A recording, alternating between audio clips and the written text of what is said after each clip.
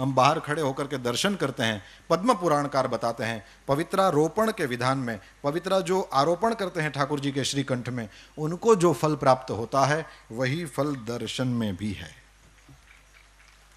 अब जो मेरे पास समय है उसमें मुझे जो मुख्य कहना था वो कहूँगा, तुलसी की महिमा सुनाऊंगा, क्योंकि तुलसी हमारे जीवन में हमारे साथ एकदम सटी हुई है और उसका हमको रोज काम पड़ता है, तो हम उसके साथ रहते हैं, इसलिए तुलसी जी की कुछ बातें आपको बताऊंगा। लिखा है शंकर भगवान के मुख से ये तुलसी महिमा बताई गई पद्म पुराण में। लिखा है कि तुलसी का महात्म्य भर सुन लेने से जन्म मृत्यु के चक्कर से हम छूट जाते हैं। जन्म से लेकर मृत्यु तक पर्यंत जितने भी पाप हुए हों केवल तुलसी महात्म्य सुनने से नष्ट हो जाते हैं। सुनिए, लिखा है तुलसी का पत्ता, फूल, मूल, शाखा, छाल, तना और मिट्टी आदि सभी पावन है। तुलसी संभवम सर्वम पावनम मृत्तिकादिकम। जो तुलसी काष्ठ का चंदन श्री कृष्ण को अर्पण करता और उनके श्री विग्रह में भक्ति पूर्वक लगाता है वो सदा श्री हरि के समीप रमण करता है। यही हरिचंदन है। तुलसी का काष्ठ भी चंदन काष्ठ की तरह घिसा जा सकता है, यही सर्वांगे हरिचंदनम है, इसी को हरिचंदन। तुलसी का काष्ठ इसमें घिस दो, हो गया हरिचंदन, या तुलसी का पत्ता उसमें घिस दिया, हो गया हरिचंदन। ये ठाकुर जी को धराया जाए। जो तुलसी काष्ठ की आग से, तुलसी की जो सूखी लकड़ियां हैं उसको ऐसे ही कचरा समझकर फेंक न दें, इसका भी उपयोग है। लिखा है जो तुलसी काष्ठ की आग से भगवान के लिए दीप जलाए, तो कान खोलकर सुनिए, उसको 10 करोड़ दीप दान का फल मिलता है। जो ब्राह्मण तुलसी काष्ठ की अग्नि में हवन करते हैं उन्हें एक एक सिक्त अर्थात भात के दाने में अथवा एक एक तिल में अग्निष्टोम यज्ञ का फल मिलता है, जिस यज्ञ के कुंड में तुलसी का एक छोटा सा काष्ठ डाल दिया जाए। फिर लिखा है तुलसी की लकड़ी की आंच से तैयार किए हुए नैवेद्य का थोड़ा सा भी अन्न भगवान केशव को अर्पण किया जाए तो वो मेरु के समान अन्नदान का फल देने वाला होता है।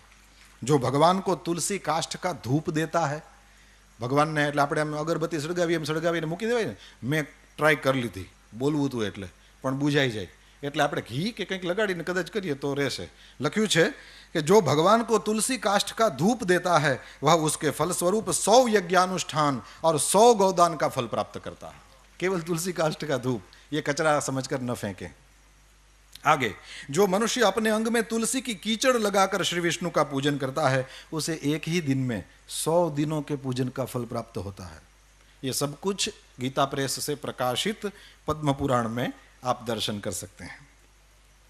लिखा है तुलसी की जड़ की मिट्टी से स्नान करने से तीर्थ स्नान का फल मिलता है। जो तुलसी की नई मंजरी से भगवान की पूजा करता है वो जब तक सूर्य चंद्र है तब तक वो पुण्य भोगता है। तुलसी द्वारा पूजित होकर भगवान श्री हरि भयंकर उत्पातों, रोगों तथा अनेक दुर्निमित्तों का भी नाश कर डालते हैं। फिर लिखा है प्रतिदिन तुलसी दल से पूजा करेगा कोई व्यक्ति भगवान की तो वह धनवान होता है। तुलसी की मूर्ति संपूर्ण सिद्धियों को प्रदान करने वाली है। फिर लिखा है पार्वण श्राद्ध के अवसर पर श्रावण मास में तथा संक्रांति के दिन तुलसी का पौधा लगाना ये अत्यंत पुण्यदायी है। तुलसी की जड़ में ब्रह्मा जी रहते हैं, मध्य भाग में भगवान जनार्दन रहते हैं और मंजरी में रुद्रदेव का निवास है, इसलिए शायद मंजरी रुद्रदेव को चढ़ती है। जिस घर, गांव या वन में तुलसी का वृक्ष हो वहां जगदीश्वर श्री विष्णु प्रसन्न चित्त होकर निवास करते हैं। उस घर में दरिद्रता नहीं होती, वहां दुख भय रोग नहीं ठहरते। जहां तुलसी की सुगंध लेकर हवा चलती है वहां की 10 दिशाएं और 4 प्रकार के जीव पवित्र हो जाते हैं।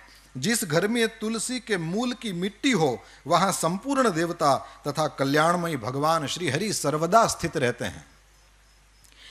विशेषतः, अब ये थोड़ा अनजान सा लगेगा पर सुनेंगे तो बड़ा आनंद आएगा। लिखा है विशेषतः शिव मंदिर में यदि तुलसी का वृक्ष लगाया जाए तो उसमें से जितने बीज तैयार होते हैं, मंजरी और मंजरी जब सूख जाए तो उसमें से बीज तैयार होते हैं, उसी को बो दें, आपको कहीं उसके पौधे लेने जाने की जरूरत नहीं, अपनी ही तुलसी से बार बार आप अपना तुलसी का पौधा नया कर लेंगे।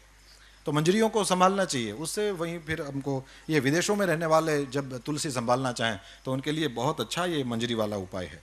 तो लिखा है कि शिव मंदिर में यदि तुलसी का वृक्ष लगाया जाए तो उसमें से जितने बीज तैयार होते हैं, फिर कान खोल के सुने, उतने ही युगों तक मनुष्य स्वर्गलोक में निवास करता है।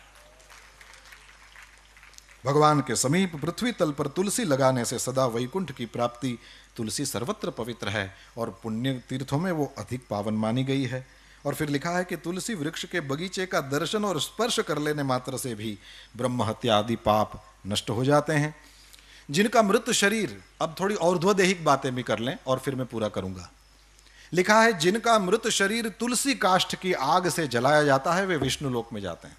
ये जब से मैंने पढ़ा है, मैं जहां भी पहुंचता हूं, किसी की अर्थी वगैरह को देखता हूं, अपने घर से तुलसी काष्ठ ले जाता हूं या वहां कहीं खोज करके उसमें डाल देता हूं। इसमें सबसे पहली मेरी दादी माँ थी। मैंने जब पढ़ा तो उसके बाद सबसे पहली जो भगवान के धाम में गई वो मेरी दादी थी, और मैंने उसी इस वचन को याद करके तुलसी काष्ठ कर दिया। मैंने कहा वह तो वैसे ही जाएगी, हवेली में जिंदगी भर ठाकुर जी की सेवा करने वाली क्यों वैकुंठ में नहीं जाएगी, वो तो यहाँ थी तब भी वैकुंठ में थी। तो ये करने जैसा है, ये हम कर सकते हैं, इसलिए मैं कह रहा हूं जिनका मृत शरीर तुलसी काष्ठ की आग से जलाया जाता है वे विष्णु लोक में जाते हैं।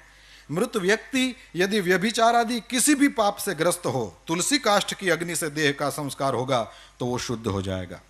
लिखा है जिसकी मृत्यु के समय श्री हरि का कीर्तन स्मरण और तुलसी की लकड़ी से जिस शरीर का दाह किया जाए उसका पुनर्जन्म नहीं होता। आपको लगेगा कि इतने सारे तुलसी काष्ठ कहाँ से लाएं, क्योंकि मनुष्य शरीर के लिए तो ज्यादा चाहिए।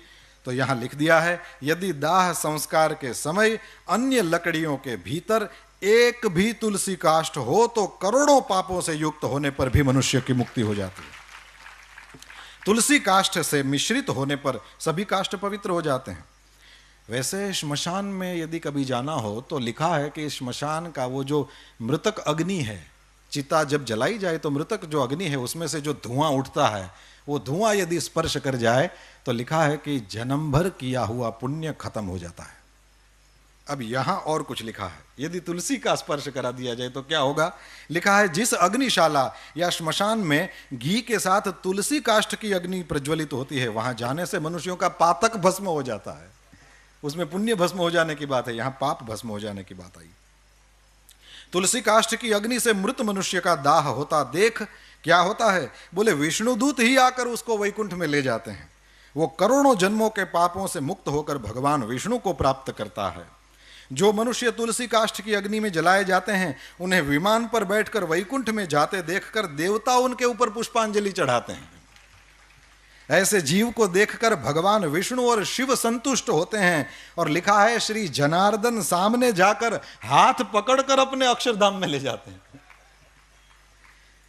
और फिर पिंडदान की बात, पिंडदान में लिखा है कि तुलसी दल को मिलाकर पिंडदान करने से 100 वर्ष तक पितर तृप्त रहते हैं। यह तो किया ही जाता है।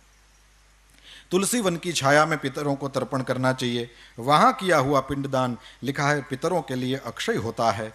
और 260वां अध्याय, इसमें समुद्र मंथन की कथा है, और समुद्र मंथन की कथा में नई बात लिखा है महालक्ष्मी जी प्रकट हुई, फिर चंद्रमा प्रकट हुए, और पद्म पुराण का वचन है कि चंद्रमा प्रकट हुए जो हम सबके मामा हैं। पद्म पुराण में लिखा है कि चंद्रमा हम सबके मामा हैं। ये केवल हमारी दादियों से सुना हुआ नहीं है, पुराण भी इसके साक्षी देता है कि चंद्रमा सबके मामा हैं। अब मैया है महालक्ष्मी जी, श्री जी, और मामा हो गए ना। और फिर लिखा है कि इनके बाद समुद्र मंथन से भगवान श्री हरि की पत्नी तुलसी जी प्रकट हुई, जो परम पवित्र है और संपूर्ण विश्व को पावन बनाने वाली है। जगन माता तुलसी का प्रादुर्भाव श्री हरि की पूजा के लिए ही हुआ है। और सच में कभी भी श्री हरि का दर्शन करिए, मंगला के बाद जब ऋषि कुमार ठाकुर जी को सजा देते हैं पुष्पों की मालाओं से, तो उनके चरणों का फिर दर्शन नहीं होता। वो इसलिए नहीं कि नहीं कराना चाहते, लेकिन इसलिए कि उसमें तुलसी से वो दोनों चरण अच्छा देते रहते हैं। अंत में श्री राजेंद्र दास जी महाराज के द्वारा सुनी हुई एक बात कह करके पूरा करूंगा। उन्होंने कहा कि तुलसी जी क्यों इतनी ज़्यादा चढ़ाई जाती हैं। बोले इसलिए चढ़ाई जाती हैं कि तुलसी की जो मंजरी होती है, उस मंजरी में सफ़ेद छोटे छोटे फूल होते हैं, उसमें से कोई सुगंध आती है।